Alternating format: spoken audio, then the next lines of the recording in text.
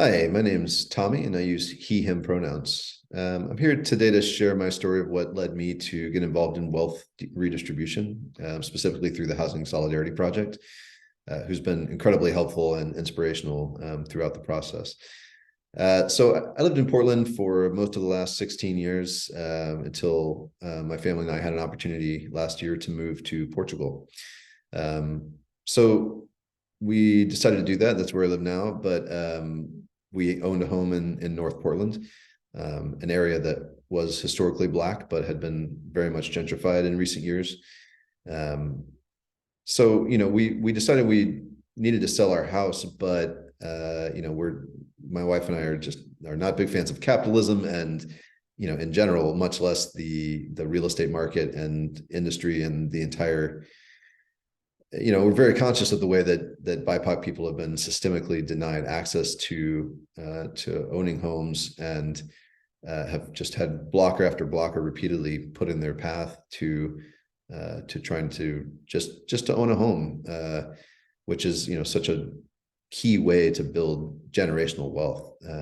My parents owned houses their parents did before them, and I certainly benefited from that. I mean, as a cis white male, I grew up with a good bit of privilege and opportunity that I know a lot of BIPOC people didn't have the same opportunities. So we felt like it was really important to find a way to sell our house that we could also not just not contribute to that problem, but find a way to help level the scales for some people and really give back to the BIPOC community. So we looked at a couple of different ways of doing that. We looked at sort of a direct transfer, a direct sale to someone, a family that we could find that really needed a house. But there was a lot of logistics there that because we were sort of on a timeline in terms of our move, that was going to be challenging for us to feel like we could do that right. So we decided instead to go ahead and just sell the house through the normal channels. We had our realtor work with us to figure out a fair market value and just put it on the open market. But we committed to donating 50% of the profit that we made on the house back to the BIPOC community.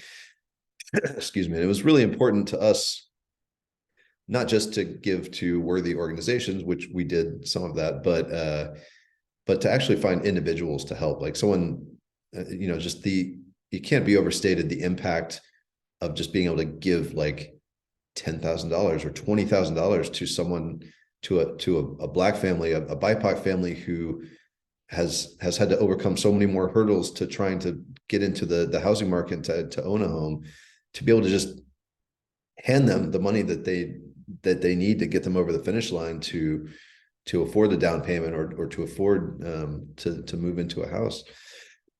Excuse me. It's so impactful, and you can make such a difference in the lives of people that you connect with. It's not just people in general. It's actual people that are in your community that in my case, I know that my ancestors contributed to this problem, that I benefited from this terrible state of the world. So anything that we can do to help counter that and to help level the playing fields, I think was worth doing. So we bought our house in 2013, and it appreciated quite a bit for no particular reason other than the housing industry is just so speculative and crazy. But we ended up making over $200,000 profit on the sale of our house, and so we were able to give away over $100,000 last year, which was awesome. And Housing Solidarity Project was so great. We've been able to help 3 different individuals and their families through connections through the Housing Solidarity Project. We also supported a number of local community organizations that we had personal connections with during our time there, that are working to benefit the to benefit the BIPOC community, largely in areas of housing equity, but other areas as well. But yeah, I guess, if I have any advice, I would just say, just do it. Like, it's not something that's just for the ultra rich. Like, we are not wealthy people. I mean, yes, we have some savings. I certainly recognize my own privilege, but but we're not millionaires. We're not living in mansions. Like we're just regular people. And this, yes, we could have certainly used this money for other things selfishly, but I think it was just so important, and it means so much to us to be able to give back in this way and to help people with this. So it's something you can absolutely do too, especially if you're doing something like selling a house, and you're benefiting from this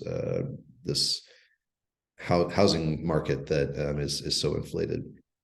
But yeah, the other thing, I just say it doesn't have to be complicated. Like, at first I was worried about all the different tax implications, and it can even be challenging to figure out how to transfer like 20 grand to somebody. Like, it's not necessarily something that the banks make it really easy for you to do. But it's all very doable, and there's people out there to help you. Housing Solidarity Project is helping people with this every day, and then connect you with such amazing, worthy people to support.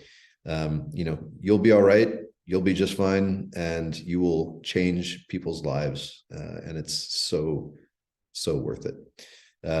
So, I'm sharing this not to, say how great we are or anything. It's, I want this story and other stories like ours to get out there and to be seen, and to inspire other people to follow this path, because it's really important. And it's the only way we're going to start to make a difference in providing more equity in home ownership and in generational wealth to the BIPOC community. So yeah, I just hope we can continue to talk about this more, help normalize this, just help people understand that, like, as much as our society puts value on hoarding wealth, there's always this message of, you can't have too much money. You have to save everything you can, because you never know what's going to happen, especially if you're a parent. We have a son, and he's 7 years old, and I think some people might accuse us of being bad parents because we're not hoarding every penny we can to be able to leave our son a fortune. And it's crazy. I think this is something that's really important to do, and our son's going to be fine too. We'll help him as much as we can as well, but it's I think there's a balance that you can strike where you can provide for your own family, but you can also help others that need that help, and especially when when they haven't had the same benefits that you may have from your background. So